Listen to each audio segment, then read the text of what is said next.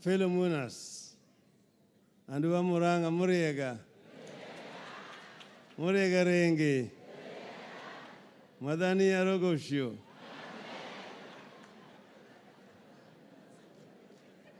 We have come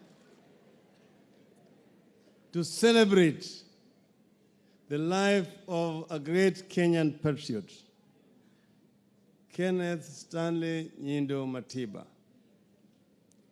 I'm here with my wife, Madam Aida Odinga, who has come here. We are family friends, and our without contradiction that in that coffin lies a great Kenyan patriot, Kenneth Matiba. People have talked of Matiba as a philanthropist, Matiba a family man, Matiba a bureaucrat, Matiba a businessman, Matiba a sportsman, Matiba the politician. So people have done justice to a number of those topics, except one, Matiba the sportsman. I first came to know Matiba in the game of soccer, and we became close friends. At that time, he was the chief executive of Kenya Breweries. And because of his love for soccer and sports generally, he started a very, very strong club, the Kenya Breweries Football Club, which became the league champion. I was myself first in Gor Mahia, then I found myself in Luo Union, and we were competing. But there was too much tribalism or ethnicity in soccer, which had messed the soccer. So Matiba stood for the chairmanship of Kenya Football Association. And they did, as usual, the rigging. It was rigged out. And when it was rigged out, then we convened a meeting. All of us were dissatisfied because we wanted a change in soccer management. So we convened a meeting. This meeting was held at the board of East African Power and Lighting boardroom, then headed by Mr. Gichau. And we came from different football clubs, and we sat there, and Ken was the one who was chairing it. And he said that these people are messing the soccer, the game that we all love. We must do something to organize soccer in our country. I am ready to do everything possible to use all my influence to reorganize soccer. And we agreed that we will work together. Present there was late Job Omino. We elected Matiba as the chairman, Job Omino secretary, the late Mr. Gichau treasurer. I was organizing secretary. We organized soccer, and Matiba put a very strong team to manage soccer, particularly in terms of financing. And we brought in professional coaches into the country. And we improved the quality of soccer. Kenya, for the first time, won the East African Club Championship and also the National Championship under Kenneth Matiba. And he's the one who started the academies in the country. And he said, for us to succeed, we need to go professional. Of course, there's a lot of resistance about going professional. Some of you who are there may remember that Matiba brought Mr. Pele into this country to come and talk about how to improve soccer. But because of resistance against going professional, Matiba resigned out of the soccer administration, handed over all the books of accounts to incoming office, and went to do other things. So Matiba was somebody who was very principled, indeed. In those days, we had, of course, the clubs and the funds, and that became the basis of our organization later on. When Matiba found himself being rigged again in politics, he resigned from government and had just come from my second detention.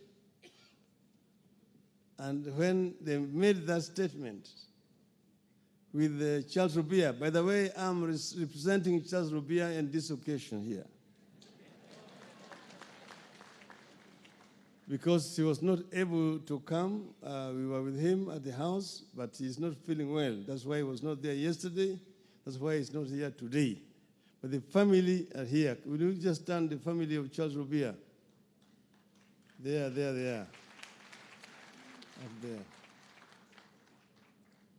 So, after they made that statement, there was that chorus of condemnation. Tribalists, ethnic chauvinists. If you want to divide the country is not ready for multipartyism in another 100 years. This multipartyism is going to create a lot of ethnic divisions and hatred. So they were moving on, and then Ken looked for me and told me that, Raila, the rate at which these people are going, only Jaramogi can actually stop them. So I want you to talk to Jaramogi to agree to make a statement. So I arranged a meeting with Jaramogi. And when we met, Ken explained to Jaramogi, said, Jaramogi, you are like a cock who crew too early, and the rest of the country was still asleep. Therefore, they did not understand you. They didn't hear you when you were crowing. But now Kenyans are awake. Kenyans are ready to come with you. And I want us to work together. So then, after he finished, Jaramogi told him, I want you to bring your friend, Charles, because Jaramogi knew Charles better. So the following day, Ken came again with Charles Rubia. And we then now talked together, and we talked. Jaramogi had also a Chingonek with him, Lukobok. And then we agreed that Jaramogi would make a statement. Ken went back to Diani. Then that night, Ken's home was attacked. Edith was attacked. She was cut with pangas. When he got a phone call that Edith was in Nairobi hospital, Ken flew back to Nairobi. And then together we went to see Edith in the ICU in Nairobi hospital. There's some things which are not known to Kenyans. The kind of brutality that was meted on the family, the suffering that the members of the family have undergone during all this period when Ken himself was also suffering. So, but we agreed. Then I came to Riara, and we agreed that we were going to organize the Kamkunji meeting together. Said Ken had connections with matatus. So he would use matatus to mobilize people. And I would use my soccer connection, bring the Gor Mahia funds to fill the Kamkunji grounds. So he said we were going to go, because the statement was we were going to ask Kenyans if they are ready for multipartyism. Then our lawyers, I have not seen Paul Mwite here, and Gibson Kamau Kuria. Kiraitu is here. I think Kiraitu probably has represented them. And John Haminwa. Within no time, These people came. The Askaris were stationed in front of Matiba's office in College House. They were in my office.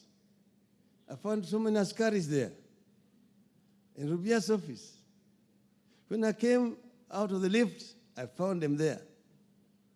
I went into the office. They followed me and said, no, I want you to know we are not here to harm you. We're only here to prevent Matiba and Rubia from coming to see you. Apart from that, Paul Mwite and Kamau Korea should not come into this office. You also should not go to the offices because there are also Askaris there in those offices. So I said, but how can I not see Kamau Korea, understand Matiba? Kamau Korea is the lawyer of this company, and I'm the managing director. How can you stop me from seeing my managing director? In the end, they said I can go. I went to Kamau Korea's office with Kraitu, so many police officers. 2 days later, Matiba was picked up, and Rubia, ameenda, amechotwa. Another 2 days, walikuja kwangu. Wakaniambia tunakutaka kwa dakika kidogo tu. Nasema nitakuja baadaye. No, tunataka wewe haraka sasa hivi. Tulienda. So we were taken. Of course, I was very familiar with the environment. A committee, maximum security prison. I had been taken to Shimulatewa, to Manyani, to Naivasha. There's no detention camp I've not been to apart from Hola. Then as we were here, Matiba was in what's called isolation block. And I was in what's called segregation block. Those who have been to committee know what I'm talking about. So the Askaris would alternate. Some of them would be looking after me this week. Others would be with Matiba that week. The following week, they would change. That's how I got to know how Matiba was doing. So they would tell me that your friend is a very clean man, very hardworking person. He has cleaned the entire block. And he has